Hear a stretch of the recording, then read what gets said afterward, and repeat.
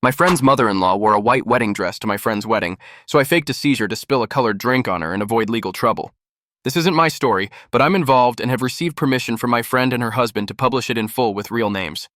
I've known my best friend Kara, 30, and her new husband Mark, 32, since I was 18. I'm 31. Kara and Mark saved my life back then, but that's a story for another day. Kara and Mark got married in May and have just returned from their honeymoon in the Maldives. Some background on everyone: Kara doesn't come from a wealthy family, but she worked hard to get where she is. She's the head of medicine at a nearby hospital and earns 6 figures a year. She's also the queen of grudges. Mark comes from a family with money. His mother is the source of all this drama. He also earns 6 figures a year and works in finance. Mark has 3 older brothers, all married. None of them have a relationship with Victoria, the mother-in-law in question, who has never even met her grandchildren. Now let's get to the story. Mark proposed to Kara in 2023, and our friend group was euphoric. Kara and Mark are perfect for each other. They both have money but don't flaunt it. Neither wants children. It's their decision, even though they love kids. Mark proposed with a beautiful 4-carat diamond on Christmas. Kara started planning the wedding almost immediately. They paid for the entire wedding themselves, so no one could express opinions they didn't like, though suggestions were accepted. They chose a beautiful venue on the other coast. Kara originally wanted a destination wedding, but opted for something local, so my daughter and I could attend. She chose me as her maid of honor, and our closest friends Amber and Savannah were her other bridesmaids. My daughter was the flower girl. Victoria has always despised Kara. No one knows why, as Kara is charming until you make her angry, but she always behaved well with the family. Mario, Mark's father, adores her. I believe it's because Kara doesn't want children and isn't Catholic. Victoria and Mario are traditional Italian Catholics. Both were born in Italy and still uphold those values, but Mario only cares that his son is happy. Kara went to Kleinfeld to find wedding dresses, one for the ceremony form-fitting and another for the reception loose and flowy. I was present via video call because I couldn't take a flight. Everything was going well until Victoria arrived. Kara thought including her in the dress selection would help ease tensions. Mistake. Victoria wanted Kara to try on a horrendous high-necked, long-sleeved, frilly dress. Just know, I'm no fashion expert, but I know Kara and what suits her. She only tried it on to please Victoria. Kara showed us the vomit-inducing dress and looked at me through the camera, raising her eyebrows. I shook my head and said, "Don't you want my opinion?" Kara said, "Yes, that's why I was there." Victoria interrupted, saying, "She's not here. She's too busy being a single mother and living off the government to be a true friend and attend." Silence from everyone. I said, "Take off that horrible dress." I decided to ignore Victoria's comment, though I wanted to rip that moody little head off through the phone. What Victoria said wasn't true, and it was clear Kara was starting to get annoyed. Kara doesn't defend herself in the moment. She prefers to wait and talk later. Kara tried on many dresses, all beautiful, but none were the dress. I knew of a dress Kara had been dreaming about since Mark proposed. What Kara didn't know was that the dress was in the store. Amber had the phone, and I asked her to give it to the sales assistant.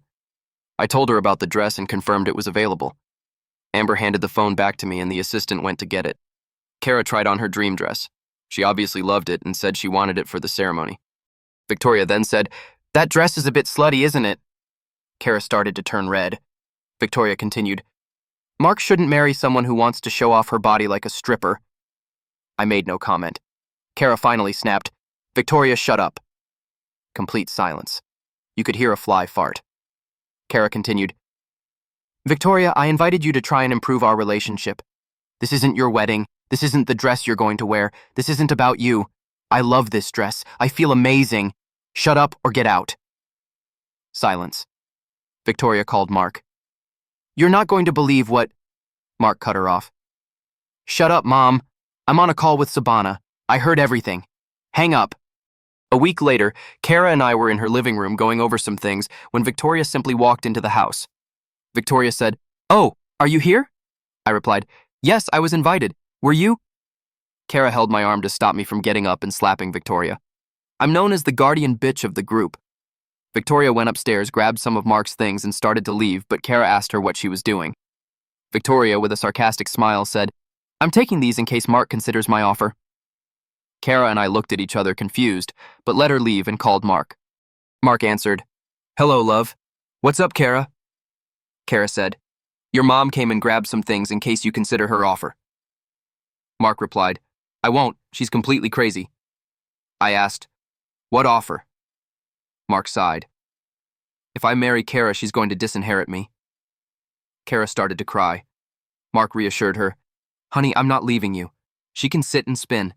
I'm leaving work and coming home. We're going away for the weekend to relax. Mark took Kara to a 5-star spa on the other coast, and they talked about how to handle Victoria from now on. I don't know all the details. Fast forward to the wedding in May 2024. Kara, I, the bridesmaids, and my daughter were getting our hair done.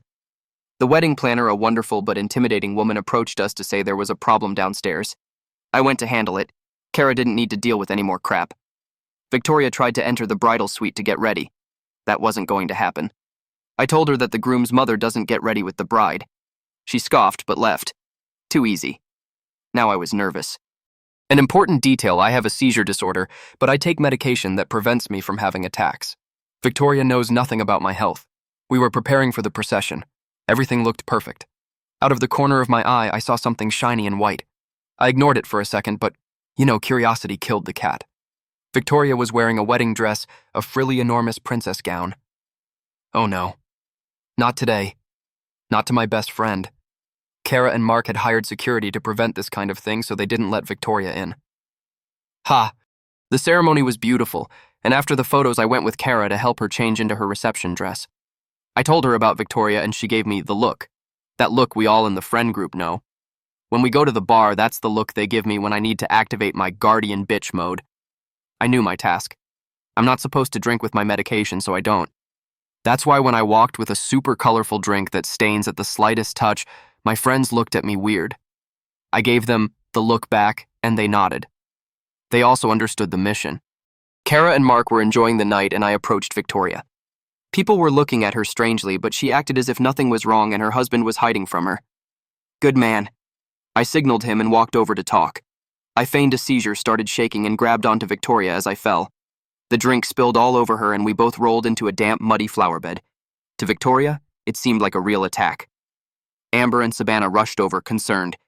Kara and Mark still didn't know what was happening. They attended to me, and Amber helped me up. I had some scrapes from the fall, but I didn't care. Victoria had mud on her backside and cocktail on her front. I guess that pretty white dress was ruined now. What a shame.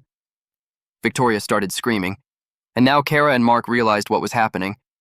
Mark looked annoyed, and Kara tried not to smile and failed. Victoria shouted, "Look what this bitch did to me," Mark replied. "You shouldn't have come dressed in white. Mina, you know you can't drink with your medication. Are you okay?" "Do you want a doctor to check you?" Kara asked. "Mina, do you need help sitting down?" "Amber, can you help her?" I, feigning weakness, said, "I could use some help. Thank you. Sorry about this. I thought one drink would be okay." Victoria shrieked, "How dare you? You ruined my dress. You're going to have to pay for it." Mario then intervened. "Victoria, enough. She has a medical condition. Leave her alone. Take off that ridiculous dress. You are not the bride and you've only caused trouble. I don't know my grandchildren because of you. Get yourself together or it's over." I recovered after the episode and later returned to the party. Victoria didn't come back and everything was captured on video and in photos. Kara and I laughed about it a few days ago. I must say I was quite convincing. Fast forward to 3 days ago. Mario is divorcing Victoria and is going to New York to see his grandchildren. Victoria is still complaining that I ruined her dress. Mark and Kara are happy. Amber is now engaged and Sabana is still single like me. I'm happy for all my friends and I was dying to tell this story. Sorry it was so long, but there's much more I could have shared, though out of respect for other friends involved, I left it out. Edit. The best part of it all. Mario's family made Victoria sign a prenup so she receives nothing unless he allows it. All properties, all money, everything belongs to Mario. Update 1. I've been given permission to tell everything by the friends who previously didn't want to be involved in the story. It's too juicy a piece of gossip to leave out. As you know, Kara and Mark got married. What I didn't mention before is that Amber and Sabana also had their run-ins with Victoria, but at first they didn't want their conversations brought to light. Now they've changed their minds because Victoria has completely lost her head and started attacking them via text message. She's done it to me too, but I'm not worried. Amber showed me the messages Victoria sent her after the wedding. Victoria texted, "How dare you let that bitch ruin my dress? I ordered it from Kleinfeld and paid a fortune." Amber replied, "Are you referring to the wedding dress you wore to a wedding where you weren't the bride? Mina didn't do anything. She had a seizure. Calm down, Victoria." Victoria responded, "She owes me money for the dress." Note how she doesn't even deny the audacity of wearing that dress. Amber wrote back, "Good luck trying to get her to pay for it. You'll have to fight her first. She's been wanting an excuse to punch that wrinkled face of yours." Victoria questioned, "She wouldn't hit me, would she?" Amber said, "If she hadn't had a seizure, she would have knocked you out like she was in the UFC ring competing for $1 million. After that, Victoria stopped texting her. But Amber is right. I just needed the green light to punch that woman. Savannah also told me about her messages with Victoria, and then I'll share my phone call with her. There are also messages Victoria sent to Kara and Mark while they were on their honeymoon that were ignored. Victoria texted, "Hello, Savannah. I don't know if you have my number saved on your phone like those other horrible girls, but I'm Victoria. Mina and Amber's attitudes towards me have been terrible. If you could tell Mina she owes me $800 for my dress, I would appreciate it." Savannah's response, "That's going to be a big no. Mina isn't paying a dime. She had a seizure, leave her alone." Victoria's number was then blocked. And then Victoria texted me. It wasn't pleasant. Victoria texted, "You and I need to talk." I replied, "Who is this?" Her number was already saved in my phone, but I wanted to have some fun. Victoria responded, "Are you Mina?" I said, "The one and only. Who's speaking?" Victoria said, "It's Victoria Mark's mother. You know the woman you fell on at the wedding." I replied, "Oh, you mean when I had a seizure? I'm so sorry about that. You weren't hurt, were you? I got some scrapes and bruises, but the doctor says I'm fine." Victoria paused, then said, "Great. Look, you owe me money for the dress." I asked, "Ah, yes. Why?" Victoria huffed, "Yes, you owe me. I paid $800 for that dress. I expect you to reimburse me." I questioned, "Where did you pay so much money for such an ordinary dress?" Victoria, starting to boil, said, "Kleinfeld." I clarified, "The bridal dress shop. It was a wedding dress." Victoria hesitated further. "Well, I cut her off. "Because that would be weird for you to wear a wedding dress. You weren't getting married, why would you buy a wedding dress?" Victoria said, "I wanted to look perfect for my baby's special day." I asked, "And a plain dress couldn't achieve that?" Victoria fell silent. I continued, "Because as you surely know, wearing white and even worse, an entire wedding dress to someone else's wedding, even if you don't like her, don't deny it. We all know you hate Kara, though no one understands why is tasteless and a total lack of respect. You were lucky no one accidentally spilled something on you." Victoria asked, "Did you do it?" I replied, "Oh my God, no, I had a seizure. It's a serious medical condition. No one can fake a seizure." I hung up. 5 missed calls from Victoria. I turned off my phone. Kara and Mark were bombarded with calls and messages from Victoria, but they didn't respond to any. Messages for Mark included, "Are you going to do something about how I was treated? How dare that little bitch spill her drink on me? Why aren't you answering? Hello, Mark. My baby, please answer. Tell your father not to go through with the divorce. Mark, please. Mark, I need you right now, and you're not answering because of that woman you married. She only married you for your money, I'm sure." 42 missed calls. Messages for Kara included, "How dare you take my baby from me? You'd better not hurt him. I hope your plane crashes and my baby survives. I knew I should have paired him with that nice Catholic girl from our town. Answer the phone, bitch." 20 missed calls. She has completely lost her mind. I sincerely hope she gets help, but I'll be here if Mark or Kara need a barrier against her madness. Update 2. Victoria came to my house banging on my door and screaming. My neighbors called me. They were having a bonfire with friends, but I was too tired after work to join, and they asked if everything was all right. I told them yes, I'd handle it, but if it got too loud for them, I wouldn't mind if they filed a noise complaint or called the police. I'm normally a very kind person, super spiteful, but kind. Victoria coming to my house, scaring my daughter, and disrupting my life. 6 languages all meaning no. No, no, no, no. Don't scare my daughter or I will ruin you. Victoria kept banging on my door. "Open up. Do you owe me something?" I stayed silent. Victoria pounded and rang the doorbell simultaneously, screaming like a stuck pig. My daughter cried, "Mommy!" Victoria shouted, "Open the door. I know you're in there. I was seriously considering loading the 12-gauge shotgun. Honey, go to your room. Mommy has to take care of something." I opened the door, stepped outside, and closed it behind me. Victoria demanded, "Aren't you going to invite me in?" I replied, "You have a better chance of winning the lottery than getting into my house." Victoria then said, "You stopped responding to my messages and calls." I said, "I know. Surprised you didn't get the hint. Look around you. All my neighbors are outside trying to figure out if you're a threat or not." Victoria looked around. "Everything is fine. They can go back inside." My neighbors didn't move. My next-door neighbor, Jamie, fake name, started recording with her phone. Victoria said, Then we can have a civilized conversation. I replied, I can. Can you, Victoria? She huffed. Of course I can, I am a lady. I was raised to have civilized conversations. I said, I haven't seen it yet, but I'd love to witness that rare moment. Victoria started screaming again. My daughter came out because I had been outside longer than a 5-year-old believes is acceptable for her mother to be away. Victoria continued screaming and started flailing her arms in typical Italian style. I don't think it was intentional, but I don't care. Her phone flew out of her hand and hit my daughter in the face. My daughter's nose started bleeding, and as soon as she screamed, I immediately turned around and completely forgot about the hysterical witch in my yard. Jamie recorded everything on video, and her husband called the police. The police arrived. I called Mark and Kara to tell them what happened, and they agreed I should press charges. I don't know how this crazy woman got my address. It's probably in the phone book, but honestly, who looks at that nowadays? Anyway, I'm going to press charges. My daughter's nose isn't broken, but she's traumatized. And I'm writing this from the emergency room while they check her out. I can't believe what this woman has done to my friend group, their children, her husband, and now my daughter. I'm so emotionally drained, I don't even know how I had the energy to write this. Edit. Kara and Mark have been wonderful. I took my daughter to the hospital where Kara works so she could receive the best possible care. I just hate that my daughter got hurt because of this woman. To be honest, when I first found out I was going to be a single mother, Kara and Mark bought all the baby room furniture to help me.